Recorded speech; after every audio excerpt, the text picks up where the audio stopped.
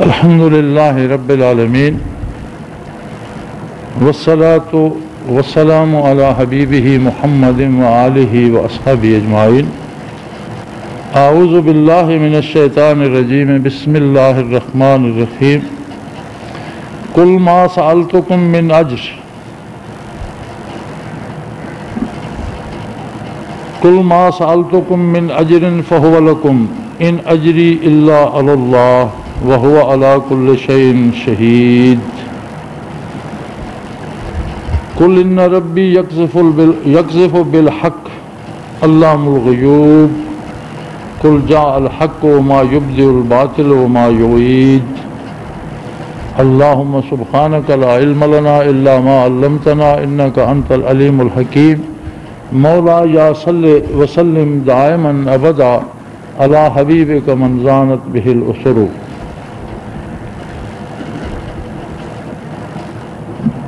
سورہ سبا کی یہ آیہ کریمہ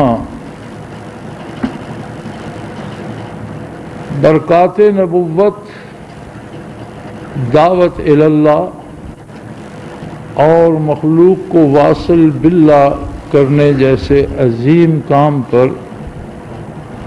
اللہ کے نبی کی زبان مبارک سے بیان کرواتی ہے کہ لوگوں سے کہہ دیجئے قل ما سألتکم من اجر فهو لکم، کہ تمہیں خاک سے اٹھا کر عرش نشی کر دوں، تمہیں گمراہی اور ضلالت سے نکال کر واصل باللہ کر دوں، تمہیں مشت غبار سے اللہ کا مقرب بنا دوں، اور اتنے عظیم کام اور اتنی بڑی تبدیلی کا اگر میں نے تم سے کوئی معاوضہ طلب کیا ہے فَهُوَ لَكُمْ، تو وہ تم اپنے پاس رکھو، مجھے مت دو۔ ان اجری الا علی اللہ، میرا معاوضہ، میرا اجر میرے رب پر ہے، میں جس کا کام کر رہا ہوں۔ دین کا بنیادی اصول یہ ہے، نیکی کا بنیادی اصول یہ ہے، بھلائی کا بنیادی اصول یہ ہے کہ وہ رضائے الہی کی خاطر کی جائے۔ نبی علیہ السلام کے ارشاد فرمانے کا مقصد یہ ہے کہ قیامت تک کا ہر مسلمان یہ بات جان لے کہ جو نیکی، جو بھلائی، جو اچھا کام میں کرتا ہوں میں کسی پر احسان نہیں کرتا،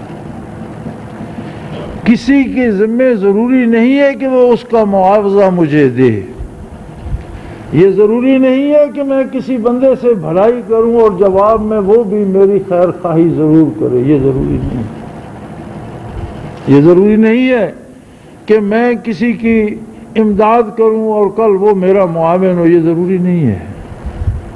اور اگر یہ ضروری ہے تو پھر جو بھی ہم نے کیا وہ اللہ کے لیے نہیں کیا، اپنے معاوضے کے لیے۔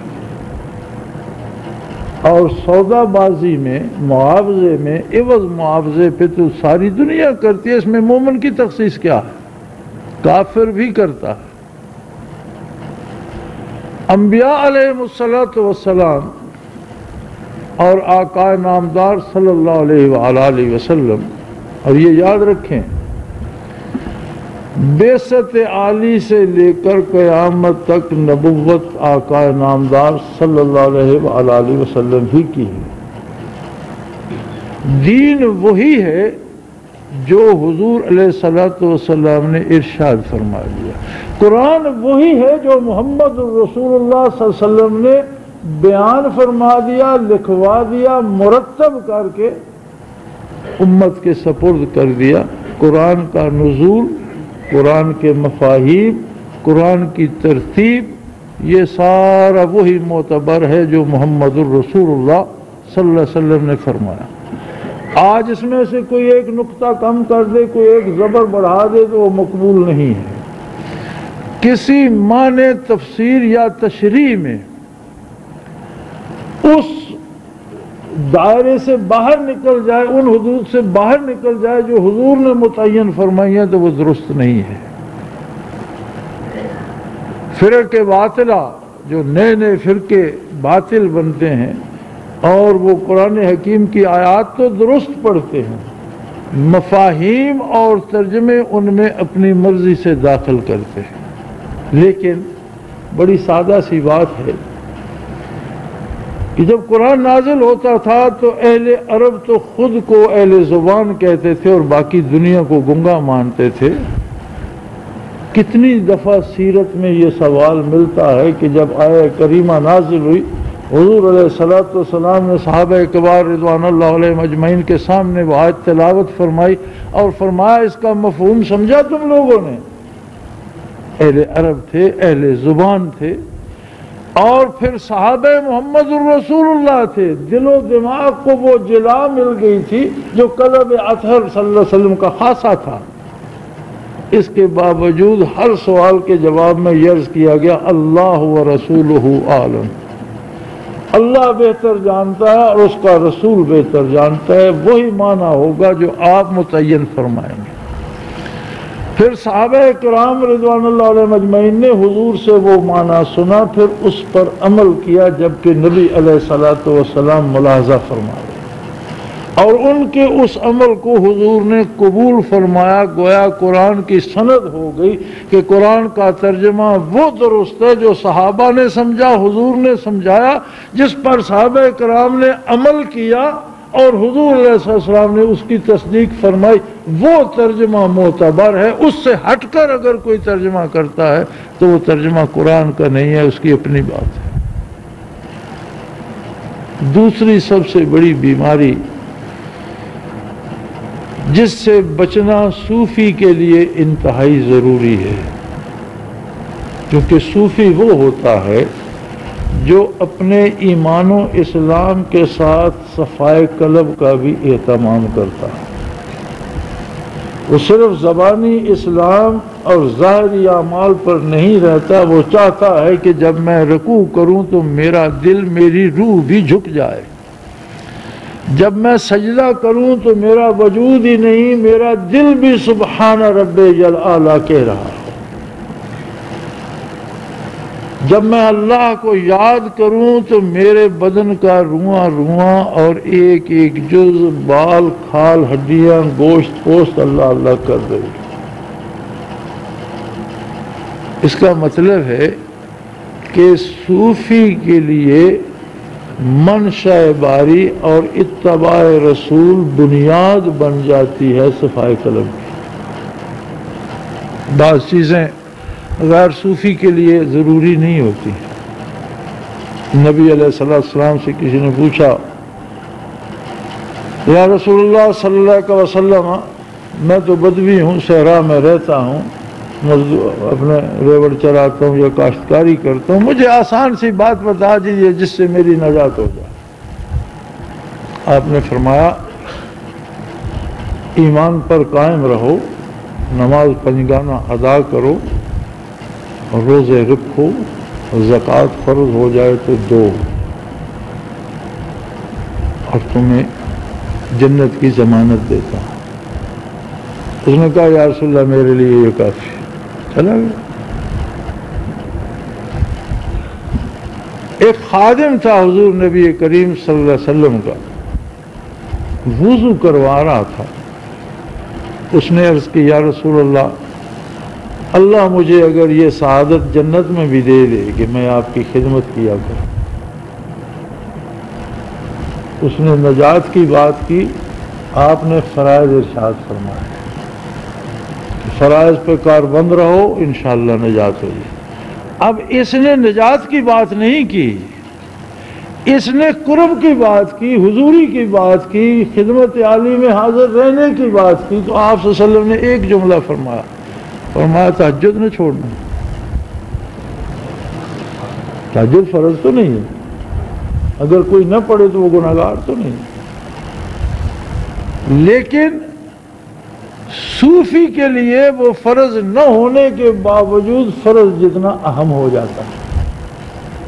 تو عرض کی یا رسول اللہ میرے حق میں دعا فرما دیجئے، میں جس طرح آپ کی خدمت کرنے کی سعادت سے بہرہ مند ہوں، آخرت میں مجھے آپ کی بارگاہ میں حضوری اور آپ کے نالین مبارک اٹھانے کی سعادت نصیب فرما۔ جنت میں میرا ساتھ چاہتے ہو یا رسول اللہ؟ بالکل یہی باتیں فرمایا۔ پھر تہجد نہ چھوڑنا۔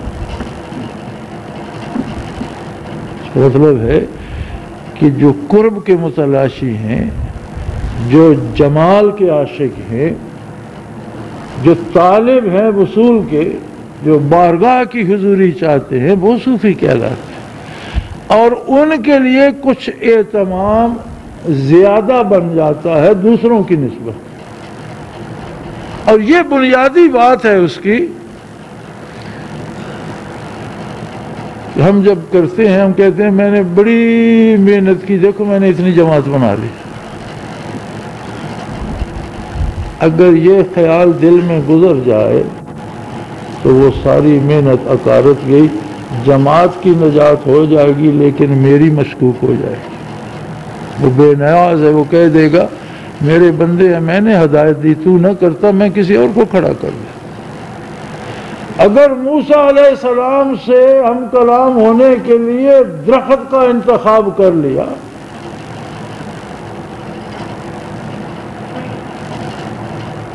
درخت کو واسطہ بنا دیا، تو تیری کیا ضرورت ہے، تیری کیا احتیاج ہے؟ رب العزت کے پاس تھوڑے بندے ہیں، تجھے توفیق نہ دیتا کسی اور کو دے دے۔ لیکن اگر میں یہ کہوں کہ میں نے بڑی محنت کی، میں نے ساری عمر لگائی، دیکھو میں نے اتنے بندوں کو اللہ کی نام کا یاد دلا دیا اور اللہ اللہ کرنا سکھا دی، تو میرا مطلب ہوگا کہ میں معاوضہ چاہتا ہوں کہ میں نے تم پر احسان کیا، اب تم میری خدمت کرو، میرے پاؤں دباؤ، مجھے بڑا آدمی سمجھو، مجھے پیر صاحب سمجھو۔ بات اگر یہاں تک چلی آئی تو اللہ کریم کی بارگاہ میں نامقبول ہو۔ جتنا بھی جو کسی نے جان دے دی، شہید ہو گیا۔ فارس کے خلاف جہاد ہو رہا تھا اور مجھے ایسا ایک عجیب شروع سے مرض ہے کہ مجھے نام یاد نہیں رہتے۔ ایران کے خلاف جہاد ہو رہا تھا اور سالار اعظم مسلمانوں کے تھے، انہیں درد تھا گنٹھیے کا، گھٹنوں میں جوڑوں میں درد تھا، نہ چل سکتے تھے نہ گھوڑے پہ سواری کر سکتے، تو آپ نے ایک بالا خانے کا انتخاب فرمایا جو میدان جنگ کے سامنے تھا، اس پہ تشریف رکھتے تھے، اکابر صحابہ میں سے تھے، مجھے اس میں گرامی یاد نہیں آ رہا، تو جو حضرت سعد ابن ابی وقاص، تو جو حکم دینا ہوتا تھا وہ کاغذ پہ لکھ کر پھینک دیتے، اور نیچے ہرکارے کھڑے تھے، جس سالار کے نام ادھر سے فوج کو آگے بڑھاؤ اسے پیچھے بڑھ۔ ایک صحابی دوڑتا ہوا آیا، اس نے بغل چادر پہنی ہوئی ہے، بغل میں کوئی چیز دبائی ہوئی ہے، اس نے کہا میں امیر سے ملنا چاہتا ہوں۔ بھاگتا اوپر چڑھ گیا، آپ کے سامنے کوئی ایرانی شہزادہ اس کے ہاتھوں قتل ہوا، اور اس نے ہیروں کا جڑاؤ تاج پہنا ہوا تھا جس میں بے شمار سونا لگا ہوا تھا اور بے شمار قیمتی ہیرے لگے ہوئے تھے، تو اس نے سمجھا میدان جنگ میں گھوڑوں کے پاؤں کے نیچے آئے گا اور تباہ ہو جائے گا، اور یہ تو بڑا قیمتی ہے، میں جا کر امیر لشکر کے پاس جمع کراؤں۔ وہ بغل میں دعوے چادر اوپر لیے آئے، اوپر چڑھے اور امیر کے سامنے رکھ دیا کہ جی یہ تاج مال غنیمت کا ہے۔ آدمی قتل ہو گیا، یہ گر جاتا، گھوڑے دوڑ رہے ہیں، میدان جنگ ہے، ٹوٹ پھوٹ جاتا، تباہ ہو جاتا، گم ہو جاتے، میں لے آیا، اربوں روپے کی مالیت کا تھا۔ واپس بھاگا کہ میں غیرحاضر ہو گیا اتنی دیر، تو انہوں نے فرمایا رک جاؤ، مجھے اپنا نام بتا کر جاؤ، کون ہو تم، تمہارا کیا نام ہے؟ انہوں نے کہا جس کے لیے میں اٹھا لایا ہوں وہ میرا نام جانتا ہے، آپ کو بتانے کی کیا ضرورت؟ جس کے لیے میں لڑ رہا ہوں، جس کے لیے یہ اربوں روپے کی مالیت کی چیز میں نے اپنے گھر نہیں رکھی، اٹھا کر بیت المال میں جمع کرانے آیا ہوں، وہ میرے نام سے واقف ہے یا امیر؟ اسلام یہ ہے کہ ہم جو کر سکیں اس کا اجر اللہ پر، اللہ کی مزدوری کریں، اللہ کی رضا کے لیے کریں، اس کی خوشنودی کے لیے کریں، اس کا معاوضہ اس میں ہم دولت چاہیں اس میں عموماً انانیت آ جاتی ہے، اپنی بڑائی چاہیں اس میں ہم اپنی ہمت سمجھیں تو یہ درست نہیں ہوگا۔ صوفی کے لیے سب سے پہلے یہ بات طے کر لینی چاہیے کہ مجھے ہر ایک کا بھلا سوچنا ہے، ہر ایک سے بھلا کرنا ہے۔ اور یاد رہے اللہ نے جو جہاد کا حکم دیا ہے اور قتال کا حکم دیا ہے، یہ جہاد و قتال بھی بھلا ہے۔ ظالم اگر ظلم سے باز نہیں آتا اور اسے بنوک شمشیر بھی روکا جائے تو ظالم کا یہ بھلا ہے کہ اس کے بعد مزید ظلم کرنے سے تو بچ گیا، اور مظلوم کا یہ بھلا ہے کہ اسے ظالم کے چنگل سے بچا لیا گیا۔ یہ نہ سمجھا جائے کہ جہاں اللہ کریم جہاد کا حکم دیتے ہیں پھر وہاں رحم کہاں گیا، شفقت کہاں گئی، نیکی کہاں گئی، بلکہ جہاد بھی عظیم ترین شفقت، رحمت اور محبت ہے، اس لیے کہ جہاد آپ کسی فرد کے خلاف نہیں کرتے۔ یہ کوئی جہاد نہیں کہ فلاں آدمی کو ہم نے قتل کر دینا ہے، نہیں، جہاد ہے برائی کے خلاف، ظلم کے خلاف، وہ کوئی بھی کر رہا۔ اور اگر ظالم ظلم سے باز آ جائے، کافر کلمہ پڑھ لے، جہاد ختم ہو جاتا، پھر اس پر تو کوئی ہاتھ نہیں اٹھاتا، اس پر تو کوئی تلوار نہیں اٹھاتا، بلکہ حضرت خالد رضی اللہ عنہ سے ایک آدمی قتل ہو گیا۔ جب آپ نے تلوار اٹھائی تو اس نے اعلان کر دیا میں مسلمان ہوتا ہوں، لیکن آپ نے تلوار چلا دی کہ اب تلوار کے ڈر سے مسلمان ہو رہا ہے۔ حالانکہ شاید واقعی بات ایسی ہو، لیکن جب بارگاہ نبوی میں پہنچے تو آپ صلی اللہ علیہ وسلم نے فرمایا خالد تو نے کیا اس کا دل چیر کر دیکھ لیا تھا؟ ارے جب کہہ رہا تھا تو نے کیوں تلوار چلائی؟ حضور نے پسند نہیں فرمایا، فرمایا جب اس نے کہہ دیا میں کفر سے باز آتا ہوں تو نے کیوں تلوار چلائی؟ یا رسول اللہ وہ تو اس کے سر پہ جب تلوار چمک اسے پتا تھا گردن کٹ جائے گی، ڈر کے کہہ رہا، فرمایا کیا تو نے اس کا دل چیر کے دیکھا تھا؟ کسی فرد کے خلاف نہیں، جہاد ظلم کے خلاف، اور جہاد اللہ کے لیے ہے، اور مومن کا ہر کام جہاد سے شروع ہوتا ہے۔ اپنے آپ کو نیکی پہ کاربند رکھنا ایک عظیم جہاد ہے، اللہ کے لیے بر وقت تیاری کرنا، عبادت کی، نماز کی، تہجد کے لیے اٹھنا، اس کا ذکر کرنا جہاد ہے۔ اللہ کی بات دوسروں تک پہنچانا، دوسروں کا بھلا چاہنا، ان کی بھلائی کے لیے انہیں برائی سے روکنا۔ یاد رہے ہمارا تبلیغ میں بھی یہ انداز ہوتا ہے کہ ہم دوسرے پر فتح پا رہے ہیں کہ تو جھوٹا ہے میں سچ کہہ رہا ہوں۔ فتح پانے کے لیے کوئی آپ کی بات نہیں مانے گا، کوئی اپنی شکست نہیں مانے گا، لیکن اگر ہمارے دل میں یہ ہو کہ اس کا بھی بھلا ہو جائے، اللہ کرے یہ نقصان سے بچ جائے، تو کوئی بڑے اصلی بدبخت ہو جو آپ کی بات نہ سنے، ورنہ ہر بندہ بات سنے گا۔ یوں تو جو اصلی بدبخت تھے انہوں نے آقا نامدار صلی اللہ علیہ وسلم کی بات نہ سنی، صحابہ کرام کی نہ سنی، اولیاء اللہ کی نہ سنی۔ اگر کسی کے دل پر رب نے مہر کر دی وہ الگ بات ہے، لیکن یاد رہے دلوں کو دلوں سے ایک راہ ہوتی ہے۔ کتنے ایسے لوگ ہیں جنہیں ہم دل سے اچھا نہیں چاہتے، مثلا آپ سرکاری حاکموں کو لے لیجئے، ان کے ملازم کو ان سے محبت تو نہیں کرتے کہ دن بھر ہاتھ باندھے کھڑے رہتے ہیں، دل سے تو بعض اوقات نفرت کرتے ہیں کہ پتہ نہیں وزیر اعظم نے کب گزرنا ہے، خدا ایسے تباہ کرے، ہم صبح سے سڑک پر کھڑے ہیں بندوق لے کر، کو پانی پلانے والا بھی، وہ بھی انہیں تنخواہیں تو دیتے ہیں، مراعات دیتے ہیں، عہدے دیتے ہیں، لیکن کبھی کیا انہیں دل سے اچھا سمجھتے ہیں؟ نہ وہ اس سے محبت کرتے ہیں نہ وہ ان سے محبت کرتے ہیں۔ ایک دنیا دار کی عزت ہم اس لیے کرتے ہیں کہ سیٹھ صاحب ہے، ہم سلام کرتے ہیں، وہ بھی جانتے ہیں کہ یہ بدماش میرے سیٹھ ہونے کو سلام کر رہا ہے، ہم سے محبت نہیں کرتا۔ دل دلوں کو جانتے ہوتے ہیں۔ بظاہر کتنے لوگ ہیں جن سے ہم بڑی ہنس کر خوش مزاجی سے ملتے ہیں، لیکن وہ بھی سمجھ رہے ہوتے ہیں اور وہ بھی ہمارے ساتھ روایتی بات کرتے ہیں، دل سے نہیں کرتے۔ لیکن کتنے ایسے لوگ ہیں جن سے ہم لڑ پڑتے ہیں، وہ پھر بھی ہم سے محبت کرتے ہیں۔ کتنے ایسے لوگ ہیں جنہیں ہم سخت سست بھی کہتے ہیں، تھپڑ مار دیتے ہیں، وہ پھر بھی ہم سے محبت، اس لیے کہ انہیں پتہ ہے اگر اس نے مجھے تھپڑ بھی مارا ہے تو میری محبت میں میری بھلائی کے لیے مارا۔ دل کی کیفیتوں کو جان جاتے ہیں. آپ جس سے محبت کرتے ہیں اس سے لڑائی بھی ہو جائے تو پھر بھی محبت کرتا ہے. ماں بیٹے کو مارتی ہے لیکن بیٹا ماں ہی سے محبت کرتا ہے. تو دین پہنچانے کا بھی طریقہ اور سلیقہ یہ نہیں ہے کہ ہم اپنی بڑائی منوائیں. سلیقہ یہ ہے کہ میرے ذمہ تو میرے رب نے لگا اور یہ اس کا احسان ہے. منت منے کہ خدمت سلطان میں کنے، منت زیو بداں کے بخدمت گزاشت. احسان نہ کر کے تو بادشاہ کی نوکری کر رہا، احسان بادشاہ کا ہے کہ اس نے تجھے ملازم رکھ لیا. اللہ کا احسان ہے مجھ سے، آپ سے، الف بے جیم سے کسی سے اپنے دین کا کام لیتا ہے تو یہ اس کا احسان ہے، ہمارا احسان نہیں. اور معاوضہ کیا ملے گا؟ سب سے بڑا معاوضہ اس کی رضا ہے. وہ قبول کر لے سارے معاوضے آ گئے. جو نیک کام ہم سے ہوتا ہے اللہ اسے انانیت سے، خود پسندی سے، ذاتی اغراض سے، ذاتی نفع کی لالچ سے بچائے اور وہ صاف ستھرا اور ایسا ہو کہ اللہ اسے قبول کر لے تو اتنے معاوضے مل گئے کہ میں اور آپ سوچ بھی نہیں سکتے کہ اس کی رضا کا مطلب کیا ہے.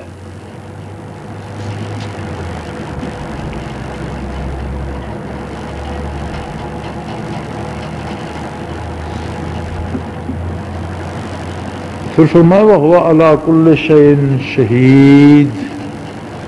یہ مت بھولو کہ فرشتے لکھیں گے تو اسے بتائیں گے یا کوئی اسے بتائے گا. نہیں، وہ ہر چیز پہ ہر وقت خود نگاہ رکھے ہوئے، ہر چیز پہ حاضر ہے، ناظر ہے، جانتا ہے. اس کے علم ہے، اس کا علم حضوری ہے اور اس کے علم میں ماضی مستقبل نہیں ہے. جو گزر چکا وہ بھی اس کے حضور حاضر ہے اور جو آنے والے وہ بھی اس کے حضور حاضر ہے. اللہ کا علم حضوری ہے. وَهُوَ عَلَىٰ كُلِّ شَيْءٍ شَهِيدٌ. وہ ہر چیز پہ خود گواہ، ہر چیز کو خود دیکھ رہا ہے. دماغ کی سوچوں کو اور دل کی گہرائی میں اٹھنے والی امنگوں کو وہ جانتا ہے.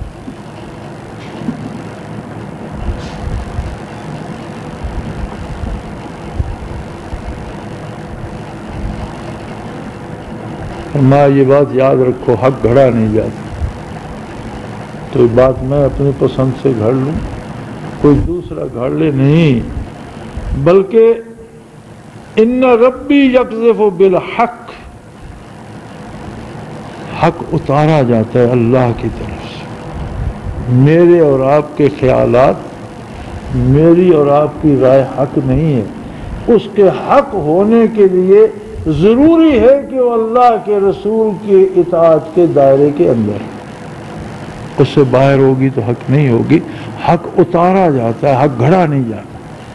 چند دانشور بیٹھ کر گھڑ لے، اسمبلی بحث کر کے گھڑ لے، لیڈران کرام گھڑ لیں، چند علماء کرام جمع ہو کر بات بنا لیں. فرمایا اس طرح حق نہیں بنایا جاتا. حق گھڑا نہیں جاتا، حق تراشا نہیں جاتا. یقذف بالحق، حق اتارا جاتا. علام الغیوب، اس لیے کہ جو باتیں انسان نہیں جانتا وہ ساری جانتا. جو وہ فرماتا وہی صحیح ہے، وہی درست ہے، وہی حق ہے. اور انسان کتنا بھی عالم ہو وہ بے شمار چیزیں نہیں جانتا، اس لیے اس کی رائے ادھوری ہے، صحیح نہیں ہے. پھر یہ مت بھولو کہ اگر حق تھوڑے لوگوں کے پاس ہے، وہ افرادی قوت میں کم ہے یا معاشی قوت میں کم ہے یا آلات حرب و ضرب ان کے پاس کم ہے، وسائل کم ہیں، یہ کمزوری نہیں ہے ان کی، بلکہ حق اتنا طاقتور ہے کہ اس کے ساتھ اللہ ہے. اسباب تلاش کرنا فرض ہے، اسباب اختیار کرنا فرض ہے، اور ترک سبب شرعاً حرام ہے. اسباب اس لیے اختیار کرنے ہیں کہ اسباب اختیار کرنا فرض ہے، لیکن ہوتا وہ ہے جو وہ کرتا ہے. فرمایا قل جاء الحق وما یبدئ الباطل وما یعید. حق آیا باطل نہ اس کا مقابلہ کر سکتا ہے اور نہ دوبارہ پیدا ہو کر واپس اس کے مقابلے میں آ سکتا ہے۔ باطل کا مقدر مٹنا ہے، ٹوٹنا ہے، حالات زمانہ کا کیا ہو۔ قرآن کریم نے فرمایا جب صحابہ کرام کی تعداد بہت کم تھی اور پوری دنیا کا کفر متحد تھا تو فرمایا کم من فئۃ قلیلۃ غلبت فئۃ کثیرۃ باذن اللہ۔ امتوں کی تاریخ اٹھا لو، پہلی زمانوں کو دیکھ لو، کتنی تھوڑی تعداد کے لوگوں نے کتنے بہت بڑے بڑے لشکروں پر فتح پائی اللہ کی اجازت سے۔ اور پھر وہی عالم آپ کو غزوہ خندق کے بعد نظر آتا ہے جب اللہ کریم نے ارشاد فرما دیا وَأَنْتُمُ الْأَعْلَوْنَ إِن كُنتُم مُؤْمِنِينَ، اگر تم ایمان پہ قائم رہے آج کے بعد تم فاتح اور غالب رہو گے۔ خندق سے لے کر تب تک جب تک مسلمان حق پر قائم رہے، مسلمان غالب رہے، کفر کو مسلمانوں پر حملہ کرنے کی توفیق نہیں ہوئی۔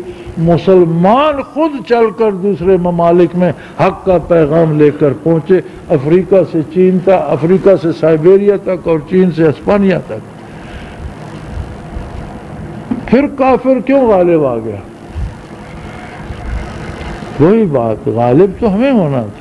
وعدہ کیا اللہ نے انتم الاعلون، تم غالب رہو گے، لیکن شرط بھی لگائی ان کنتم مومنین، اگر تمہارا ایمان و یقین اسی حالت پہ رہا جس پہ میرے رسول صلی اللہ علیہ وسلم نے تمہیں قائم کیا، اور اس میں تمہاری اپنی پسند و ناپسند، تمہاری اپنی رائے، تمہاری اپنی مرضی، تمہاری اپنی اغراض، تمہارے اپنے اسلام۔ آج کل تو عالم یہ ہو گیا کہ جتنے بندے ملتے ہیں اتنی قسم کے اسلام بھی ملتے ہیں۔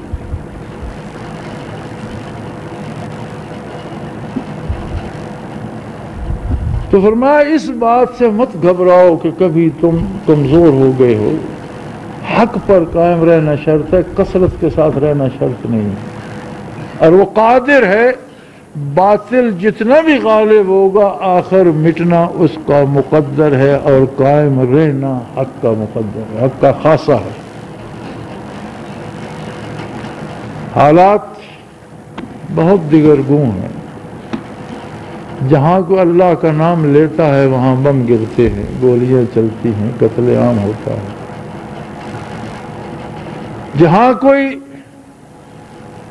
توحید و رسالت اور نظام اسلام کی بات کرتا ہے وہاں دنیا کا کفر بھڑک اٹھتا ہے۔ اور اب صورتحال یہ ہے کہ پوری دنیا کا کفر متحد ہے اور ساری دنیا کے منافق بھی اس کے ساتھ، یعنی ایک ایسی عجیب صورتحال پیدا ہو گئی ہے اب جو سامنے ہے کہ پوری دنیا کا کفر متحد ہے اور پوری دنیا کے منافق بھی اعلانیہ اس کے ساتھ، اور اس بات پہ مصر ہے کہ نظام کافر ہی کا چلے گا، اسلام کا نظام نہیں چل سکتا۔ لیکن قرآن کا فیصلہ یہ ہے کہ غالب حق کو ہی آنا ہے اور نظام حق کا قائم ہو کر رہے گا۔ اب اس میں آزمائش یہ ہے کہ ہمیں حق کا ساتھ دینے کی توفیق ملتی ہے یا ہم بھی باطل کا روب دے کے دب جاتے ہیں۔ نبی علیہ الصلوۃ والسلام کی ارشادات عالیہ کو پڑھا اور سمجھا جائے تو آپ نے ساری منظر کشی فرما دی کہ دنیا کا کفر جب اسلام کو مٹانے کے لیے متحد ہوگا تو مار کے حق کو باطل بپا ہوگا اور میدان جنگ ہوگا الہند۔ نبی علیہ الصلوۃ والسلام نے کابل کا نام نہیں لیا، افغانستان کا نام نہیں لیا، کشمیر کا نام نہیں لیا، پنجاب یا بلوچستان کا نام نہیں، فرمایا الہند، اور الہند برما سے شروع ہو کر افغانستان کی دریائے آمو تک جاتا ہے جہاں تک ہندوستان کے حکمرانوں نے حکومت کی۔ یہ بر صغیر ہے اور بر صغیر میدان کارزار ہے، اور نظر بھی ظاہراً بھی آ رہا ہے کہ اللہ کا نام لینے والے اور اللہ کے نام کو سینوں میں بسانے والے اور اللہ کی راہ پہ جانے دینے والے اور اللہ کی عبادت کرنے والے اور اللہ کا دین جاننے والے لوگ اس خطے میں جمع ہو گئے۔ اس میں دنیا کی نسبت زیادہ ہے، جو باہر تھے ان کا رجوع بھی ادھر ہے، اور پوری دنیا کا کفر بھی اسی خطے کو تاک کر بیٹھے کہ انہیں ملیا میٹ کر دو۔ شاید وقت آ رہا ہے کہ جب حق کی طرف سے بھی ایسا جواب آئے گا کہ مٹنا باطل کا مقدر ہو جائے گا۔ سو میرے بھائی، اللہ کریم آپ کی محنت قبول فرمائے۔ جتنی محنت ذکر اذکار پہ کرتے ہو اتنی اس سے زیادہ محنت آداب تصوف کے ملحوظ خاطر رکھنے پہ کرو۔ جو توفیق اللہ دیتا ہے اس کا معاوضہ اللہ ہی پر رہنے دو، کسی پر توقع نہ رکھو۔ ہو سکے تو اللہ کے بندوں کو اللہ کی ناراضگی سے بچانے کا کام ہے، بہت بڑا کام ہے۔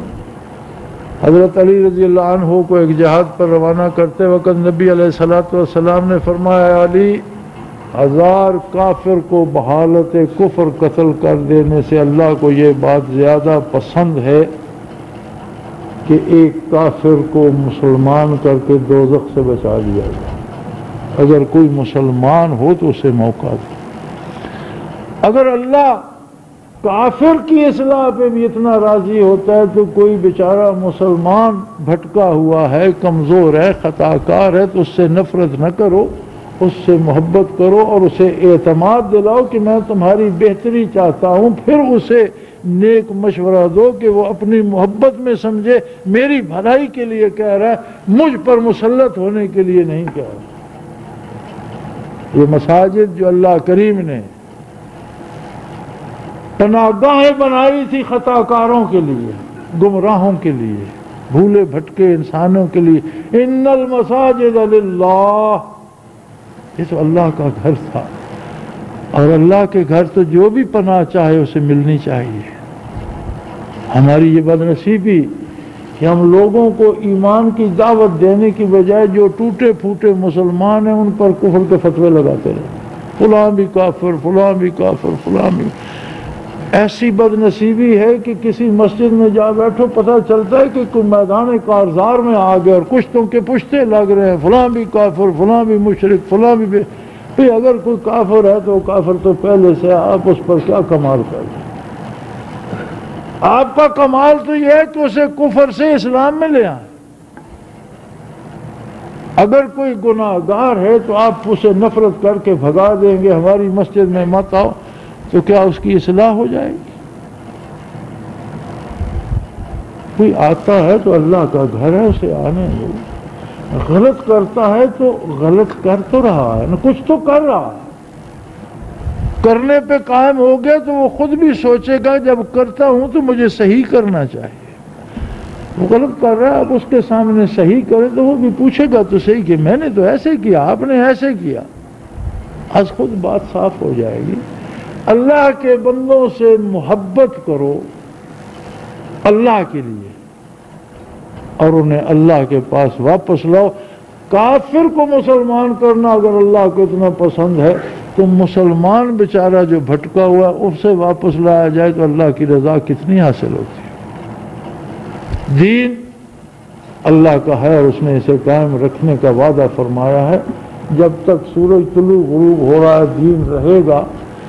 نبی علیہ السلام سے عرض کیا کہ یا رسول اللہ قیامت کب قائم ہوگی؟ فرمایا حتی لا یقال اللہ اللہ، جب کوئی اللہ اللہ کرنے والا نہیں رہے گا قیامت قائم ہو جائے گی۔ یعنی جب دین کسی کے پاس نہیں رہے گا تو سورج جھڑ جائے گا، چاند گر جائے گا، آسمان پھٹ جائیں گے، سمندر بھاپ بن کر اڑ جائیں گے، پہاڑ ریزہ ریزہ ہو جائیں گے۔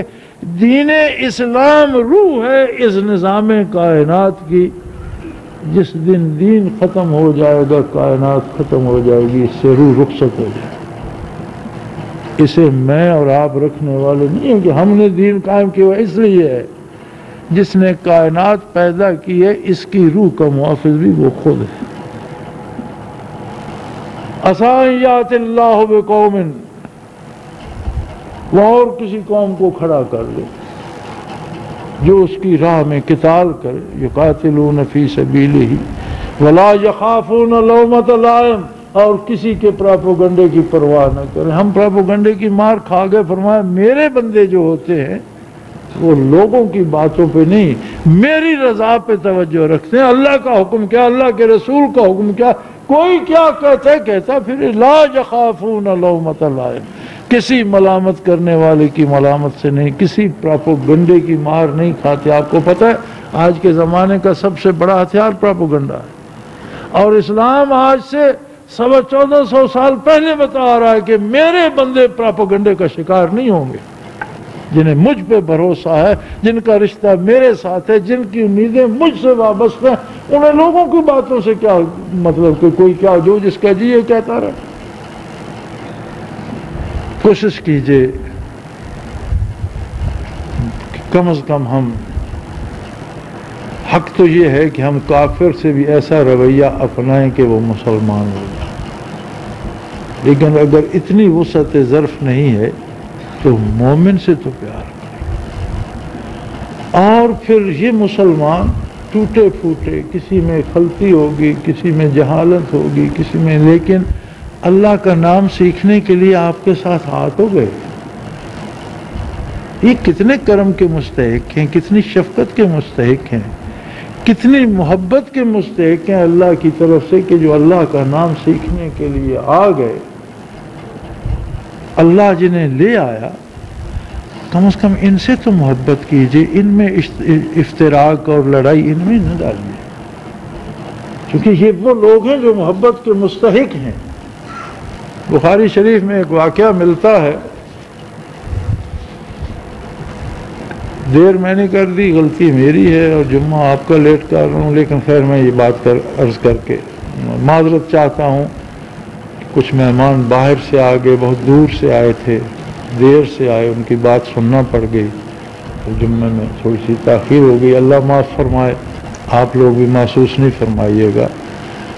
بخاری شریف میں ایک واقعہ بنی اسرائیل کا امام بخاری رحمۃ اللہ نے نقل فرمایا کہ ایک شخص تھا، اور اس نے زندگی بھر لڑائی بھڑائی، قتل و غارت، 99 آدمی قتل کیے. اس بوڑھا ہو گیا، عمر رسید ہو گیا، تو اسے احساس پیدا ہوا کہ میں نے اب خود بھی مرنا ہے، باری تو میری بھی آ گئی، تو میرا آخرت میں کیا ہوگا. کسی عالم سے پوچھا جائے، توبہ کی جائے، رجوع اللہ کیا جائے. ایک مولانا کے پاس گئے، مولانا بھی کوئی روایتی مولوی ہوں گے، وہ پہلے غصے میں بھرے بیٹھے تھے. اس نے کہا جی میں نے تو 99 انہوں نے کہا مردود، اب کیا لینے آیا تیری ایسی تیسی، اللہ کی مخلوق کو قتل کر، ایک قتل کا جو ہے جرم وہ انسانیت کا قتل ہے. کانما قتل الناس جميعا، ایک بندے کو ظلمن قتل کیا، کوئی اس نے ساری انسانیت کو، تو 99 مار کر پھر میرے پاس آیا. وہ پہلے سے اسی مزاج کا تھا، اس نے تلوار چلائی، مولانا کا سر ادھر جا پڑا. اس نے کہا چلو 100 تو ہو گئے نا، جہنم تو میں نے بھی جانا ہے، مولانا آپ بھی کسی کو ڈانٹیں گے نہیں، چلو میری بھی سینچری تو ہو گئی. لیکن ایک اندر جو احساس تھا اس نے بے قرار رکھا، کسی اللہ کے بندے کے پاس جا پہنچا، سارا واقعہ بیان کیا. اس نے کہا میرے بھائی اس کا علاج پھر توبہ، 99 کا علاج بھی توبہ تھا، اور جو سما تو نے کر دیا اس کا علاج بھی توبہ ہے. اللہ کی رحمت کو تیرے گناہ عاجز نہیں کر سکتے، تیرے گناہوں سے اس کی رحمت وسیع ہے. لیکن ایک کام کر، یہاں بیٹھ جا، اس کا نام سیکھ، رات دن دل سے، دماغ سے، زبان سے، روئے سے اللہ اللہ کرتا رہے. میں تجھے اللہ کا ذکر سکھاتا ہوں. انہوں نے اللہ اللہ پہ لگا دیا.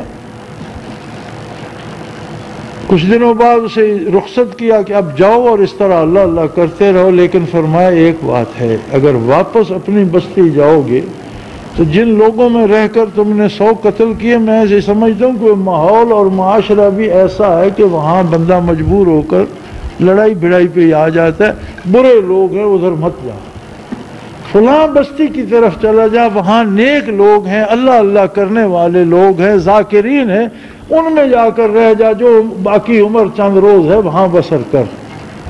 اس نے ان کی بات مان لی، اس طرف چل پڑا. جب تھوڑی دور گیا تو موت آ گئی. جہنم کے فرشتے جہنم کی زنجیریں لیے ہوئے، کوڑے لیے ہوئے، جہنم کا لباس لیے ہوئے آ گئے.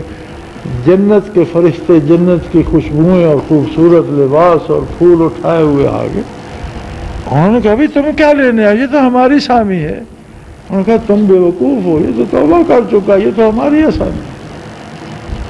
اب مقدمہ بارگاہ الہی میں پیش ہوا، حضور فرماتے ہیں، اور حضور سے یہ واقعہ محدثین نے نقل کیا، امام بخاری رحمۃ اللہ نے صحیح بخاری میں اس کو جگہ دی۔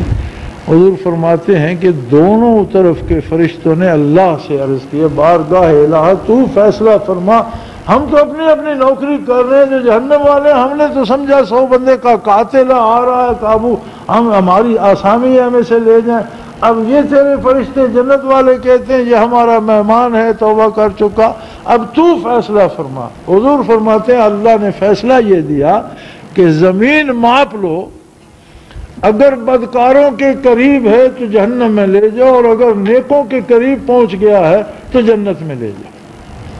فرشتے لگے زمین ماپنے، تو حضور فرماتے ہیں زمین کو حکم دیا مالک نے، نیکوں کی طرف سے سمٹ جا اور ادھر سے بھر جا۔ فرشتوں سے نہیں فرمایا کہ چلو جنت لے جاؤ، نہیں فرمایا اپنا حساب کتاب کرو، اب یہ نیکی کی طرف چل پڑا ہے، برائی کو چھوڑ آیا ہے، تو اس کے ساتھ یہ رعایت تو کرو، اگر نیکوں کی بستی کے قریب ہے تو اسے جنت والے لے جاؤ، اور اگر بدکاروں کے قریب ہے تو جہنم والے لے جاؤ۔ اور جب وہ زمین ماپنے لگے تو حضور فرماتے ہیں زمین کو حکم دیا نیکوں کی طرف سے سمٹ جا، حالانکہ وہ ابھی تھا تو بدکاروں کے قریب، فرمایا ادھر سے پھیل جا، ادھر سے سمٹ جا، اس کے فاصلے کم کر۔